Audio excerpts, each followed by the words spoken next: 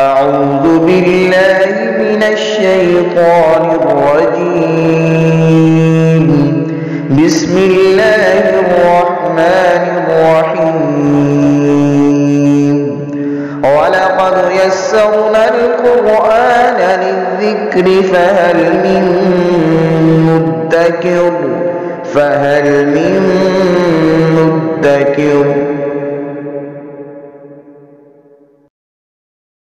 بسم اللہ الرحمن الرحیم۔ سورہ نساء کا آج ہم 13واں رکوع شروع کریں گے۔ سورہ نساء کی 92 نمبر آیہ مبارکہ ہے۔ اعوذ باللہ من الشیطان الرجیم، بسم اللہ الرحمن الرحیم۔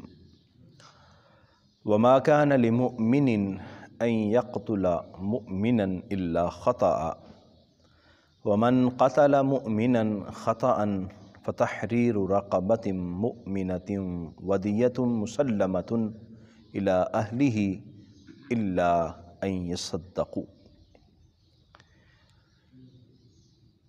اللہ تعالیٰ نے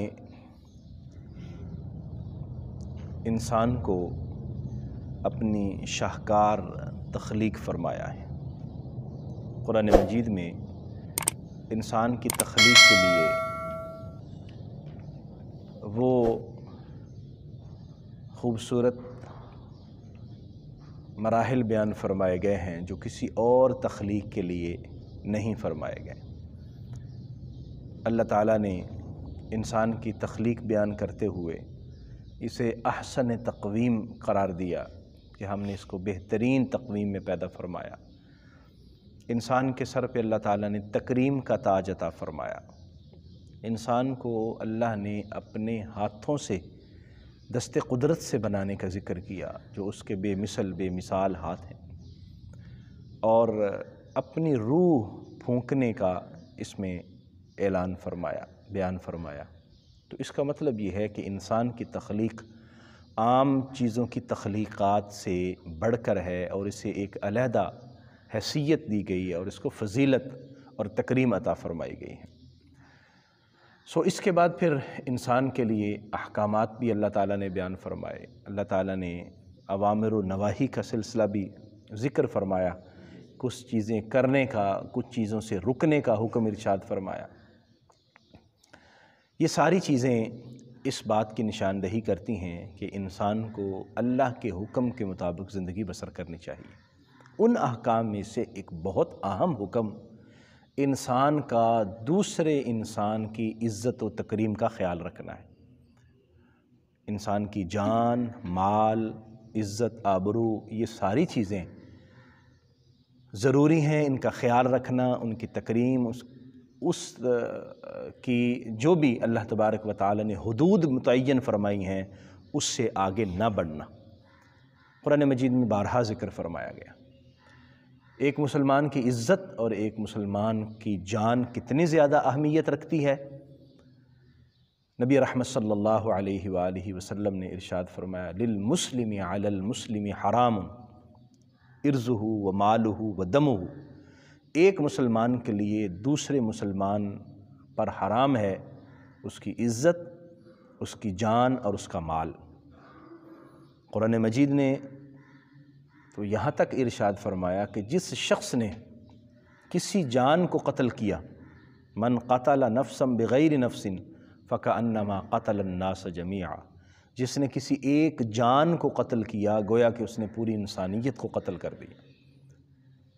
کوئی بھی عام انسان، وہ کسی مذہب سے تعلق رکھتا ہو، وہ کسی فکر سے تعلق رکھتا ہو، کسی خطے سے، کسی رنگ و نسل سے تعلق رکھتا ہو، سب کی تکریم اور عزت کو بیان کیا گیا اور اس کی جان، مال اور عزت و آبرو کی حفاظت کو ضروری قرار دیا گیا۔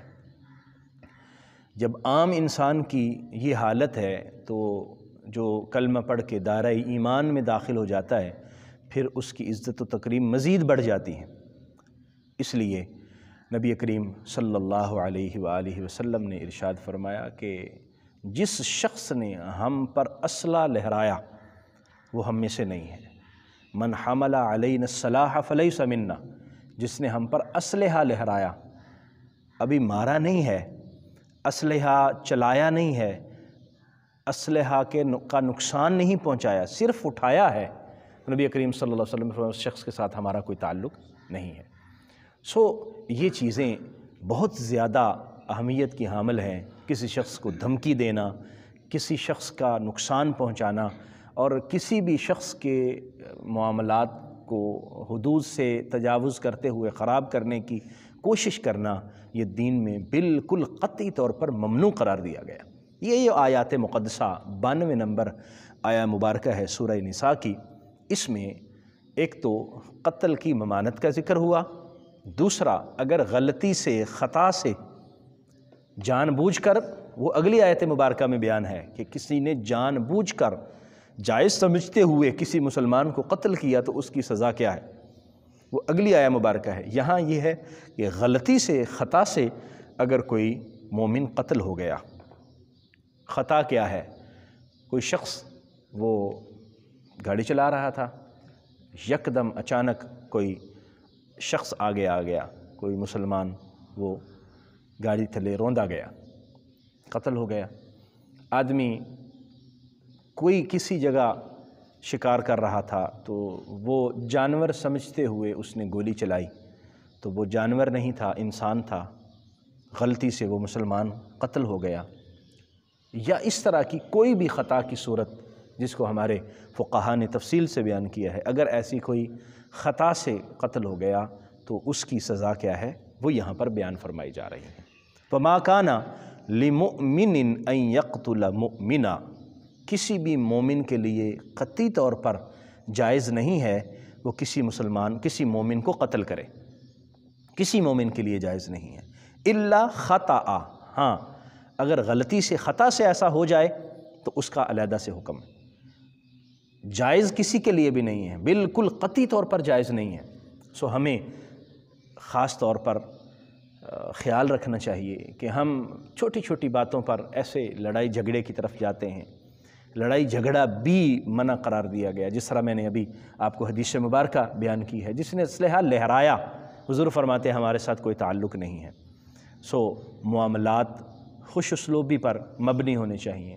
ہاں اگر کسی پر کوئی اعتراض ہے تو اس کے لیے قانون کا رستہ اختیار کیا جائے، قانون کا جو طریقہ کار ہے، قانون کا جو اس کو رستہ دکھایا گیا ہے اس کو اپنائے، قطعی طور پر اپنے ہاتھ سے کوئی بھی ایسا کام نہ کرے جس کو شریعت نے منع کیا ہے، جس کو قانون نے منع کیا ہے۔ غلطی سے ایسا ہو گیا تو کیا کرے گا؟ وَمَنْ قَتَلَ مُؤْمِنًا خَطَأً، اور جس نے کسی بھی مومن کو غلطی سے قتل کر دیا، خطا سے، فَتَحْرِيرُ رَقَبَةٍ مُؤْمِنَةٍ، تو پہلا جرمانہ یہ ہے کہ وہ ایک مومن غلام آزاد کرے، اس کے بدلے میں مومن غلام آزاد کرے۔ وَدِيَّةٌ مُسَلَّمَةٌ إِلَىٰ أَهْلِهِ، اور ایک دیت، پوری کی پوری دیت ادا کرے جو اس کے اہل عیال کو، اہل خانہ کو دی جائے گی، ان کے حوالے کی جائے گی۔ تو دیت جو ہے وہ 100 اونٹ بیان کی گئی ہے، حدیث مبارکہ میں اس کی تفصیلات ذکر ہیں۔ سونے اور چاندی کے حوالے سے بھی ہمارے فقہاء کرام نے دیت کا ذکر کیا ہے۔ اگر سونے سے دینا چاہے تو وہ اتنے کلو سونا بنتا ہے، کلو کے حساب سے، اور 4 کلو اور اس سے کچھ اوپر ہے۔ اسی طرح اگر چاندی ہے تو وہ بھی کئی کلو کے حساب سے، اور اس کے لیے جو آسان دیت ہے وہ 100 اونٹ بیان کیے گئے ہیں، اور یہ عرب میں پہلے سے بھی رواج چل رہا تھا جس کو اسلام نے جاری رکھا۔ تو اس کے 100 اونٹ کے بھی مختلف حصے بیان کیے گئے ہیں اور ان کی عمریں بیان کی گئی ہیں، تفصیلات فقہ کی کتابوں میں موجود ہے۔ مطلب یہ ہوا کہ یہ 100 اونٹ اس لیے بیان فرمایا گیا کہ آدمی کسی کو قتل کرتے ہوئے یا کسی کو نقصان پہنچاتے ہوئے یہ سوچے کہ اللہ تبارک و تعالیٰ نے کتنی سختی سے اس سے منع فرمایا، اور اگر غلطی ہو گئی ہے، غلطی کی یہ مطلب یہ ہے کہ انسان کہتا ہے نا غلطی ہو گئی، تو انسانی جان کتنی قیمتی ہے کہ اگر غلطی بھی ہو گئی ہے تو 100 اونٹ دینا ہے، 100 اونٹ اس کی دیت ادا کرنی ہے۔ الا ان یصدقوا، ہاں اگر گھر والے معاف کر دیں، اہل خانہ چھوڑ دیں، اور وہ یہ سمجھے کہ چونکہ غلطی سے ایسے ہو گیا ہے جو جانے والا چلا گیا اب اس کو واپس تو نہیں لا سکتے، سو ہم معاف کرتے ہیں تو وہ معاف کر سکتے ہیں، وگرنہ دیت جو ہے وہ بہرحال ضروری ہے، ادا کی جائے گی۔ فَإِن كَانَ مِن قَوْمٍ عَدُوٍّ لَكُمْ، اگر وہ شخص ایسی قوم میں سے ہو جو تمہاری دشمن ہے، وَهُوَ مُؤْمِنٌ، لیکن وہ بندہ جو قتل ہو رہا ہے وہ مومن ہے، یعنی باقی جس جگہ وہ رہتا ہے اس کے سارے ارد گرد کافر ہی ہیں، اس کے اہل خانہ، اس کے اہل و عیال، وہ سب کے سب کافر ہیں، تو ان کو 100 اونٹ دینے کا مطلب مسلمانوں کے خلاف ان کو طاقت فراہم کرنا ہے، تو پھر اس کا جرمانہ فتحریر رقبۃ مؤمنہ ہے، ایک مومن غلام آزاد کرنا۔ ظاہر بات آج چونکہ غلام نہیں ہے، غلام کا سلسلہ ویسے ہی ختم ہو گیا ہے، تو پھر یہ والی شک جو ہے یہ اب قابل عمل نہیں ہے کیونکہ غلام نہیں ہے، باقی جو احکام ہیں ان پر عمل کیا جائے گا۔ وَإِن كَانَ مِن قَوْمٍ بَيْنَكُمْ وَبَيْنَهُمْ مِيثَاقٌ، اور اگر وہ شخص جو قتل ہو رہا ہے وہ ایسی قوم سے ہو کہ تمہارے درمیان اور ان کے درمیان ایک معاہدہ ہوا ہے کہ ہم ان کی جان و مال کی حفاظت کریں گے، وہ ہمارے جان و مال کی حفاظت کریں گے، یعنی وہ مسلمان نہیں ہیں، غیر مسلم ہیں، اور ان کے ساتھ مسلمانوں کا معاہدہ ہوا ہے، تو پھر بھی فدیۃ مسلمۃ الی اہلہ، پھر بھی ایک دیت ہے جو ان کے اہل خانہ کے سپرد کی جائے گی۔ وتحریر رقبۃ مؤمنہ، اور ایک غلام آزاد کیا جائے گا۔ تو چونکہ غلام کا سلسلہ نہیں ہے تو اس لیے اس کا متبادل اللہ تبارک و تعالیٰ نے یہاں ذکر فرمایا، فَمَن لَّمْ يَجِدْ فَصِيَامُ شَهْرَيْنِ مُتَتَابِعَيْنِ، اور جو غلام نہ پائے تو وہ پھر 2 مہینے کے لگاتار روزے رکھے، یعنی غلام کے آزاد کرنے کا متبادل 2 مہینے کے لگاتار روزے رکھنا ہے۔ توبۃ من اللہ، اللہ کی طرف سے یہ توبہ کا، اللہ کی طرف سے معاف کر دینے کا یہ گویا کہ وعدہ ہے اور اعلان ہے کہ اگر کوئی شخص اس سے یہ خطا ہو گئی، غلطی ہو گئی، تو پھر وہ یہ کام کرے۔ وَكَانَ اللَّهُ عَلِيمًا حَكِيمًا، اور اللہ تبارک و تعالیٰ سب کچھ جاننے والا ہے، اللہ تعالیٰ تمام حکمتوں کا مالک ہے۔ تو یہاں علیم اور حکیم دونوں باتیں ذکر فرمائی گئیں کہ اللہ تبارک و تعالیٰ جانتا ہے کہ تم نے خطا کی تھی کہ یا جان بوجھ کے کیا تھا، غلطی تھی تو اللہ تبارک و تعالیٰ تمہیں یہ چیزیں بتا رہا ہے، اور پھر اللہ تعالیٰ نے اس کا متبادل جو ہے وہ دیت عطا فرمائی ہے، اور دیت بھی اہل خانہ کی رائے کے سپرد کی گئی ہے، اگر وہ چاہیں تو معاف کر دیں، اگر وہ چاہیں تو لے لیں، اور یہ بھی تمام معاملات حکمت پر مبنی ہیں۔ اللہ چونکہ حکیم اور دانا ہے، اس لیے جو اس نے حکم فرمایا ہے اسی میں ہی بہتری ہے۔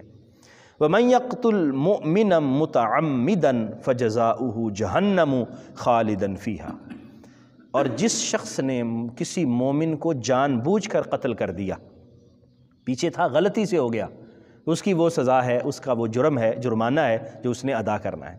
اور اگر کسی نے جان بوجھ کر قتل کیا تو فرمایا فَجَزَاؤُهُ جَهَنَّمُ خَالِدًا فِيهَا، تو اس کی سزا جہنم ہے اور وہ قاتل ہمیشہ کے لیے جہنم میں رہے گا۔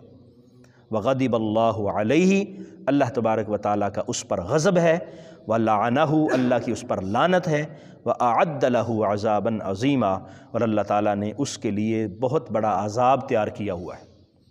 آپ سمجھ سکتے ہیں اس آیت مبارکہ کی ترکیب کو، اس آیت مبارکہ کے ذکر کیے ہوئے الفاظ کو کہ کتنا جلال ہے، اللہ کتنا ناراضگی کا اظہار فرما رہا ہے کہ کسی بھی مومن کا جان بوجھ کر قتل کرنا کتنا بڑا جرم ہے، کہ اللہ تعالیٰ اگر یہی فرما دیتا کہ اللہ تعالیٰ اس کو ہمیشہ جہنم میں بھیج دے گا، تو یہی بہت بڑی سزا ہے، جہنم کو چھوٹی سی سزا تھوڑی ہے، اور پھر ہمیشہ کے لیے، یعنی یہ اس شخص کے لیے ہے کہ جو کسی مسلمان کو جان بوجھ کر قتل کرے اور اس کو سمجھے کہ میں ٹھیک کر رہا ہوں، درست کر رہا ہوں، تو دائمی طور پر جہنم میں جائے گا۔ مسلمان کے قتل کو جائز سمجھنے والا دائمی طور پر جہنم کا ایندھن بنے، اور صرف اتنا نہیں، صرف جہنم نہیں، خالدن فیہا، ہمیشہ رہے گا۔ اللہ تعالیٰ کا غضب ہے اس پر، غضب اللہ علیہ، یعنی نرمی کوئی نہیں ہے اس کے لیے، اللہ تبارک و تعالیٰ کی طرف سے ناراضگی ہی ناراضگی ہے، اور فرمایا وَلَعَنَهُ، اور اللہ تعالیٰ نے لعنت فرمائی ہے اس پر، اور پھر فرمایا وَأَعَدَّ لَهُ عَذَابًا عَظِيمًا، اور جہنم میں بھی تھوڑا سا عذاب نہیں ہوگا، عذاب عظیم ہوگا۔